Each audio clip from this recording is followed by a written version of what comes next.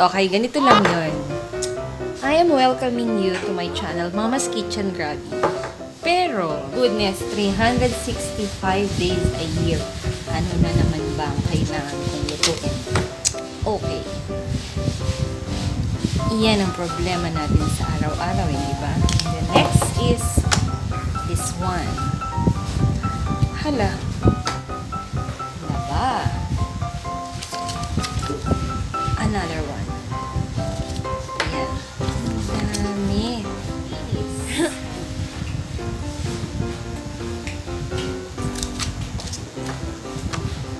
At luto.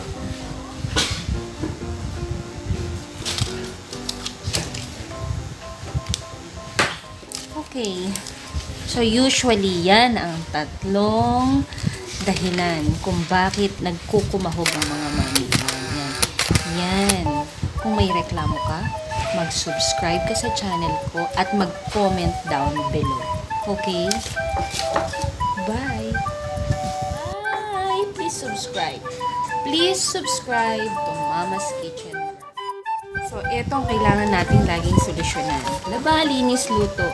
Laba, linis, luto. Laba, linis, luto. May galing. Mag-subscribe. Okay? Huwag kalimutan. I'm waiting for you na lang to subscribe, like, and share my videos. Okay? Huwag kakalimutan. Tandaan. Mag-subscribe ka naman. Pero you know what? Kidding aside, you can only enjoy being a mom kapag inisip mo kung saan ka papunta, ano yung ini-aim mo sa mga anak mo, ano yung goal mo sa buhay. Of course, you have to set aside your own personal interest. Focus sa kahit na anong ginagawa natin sa buhay, ito lang ang importante. Yan. Okay. Ngayon, sa panonood sa aking mga videos, mag-focus ka ha. Please lang.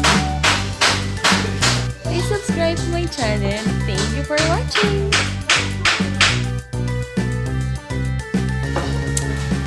Okay, for more updates, please subscribe to Mama's Kitchen Grabby and thank you for watching. Bye!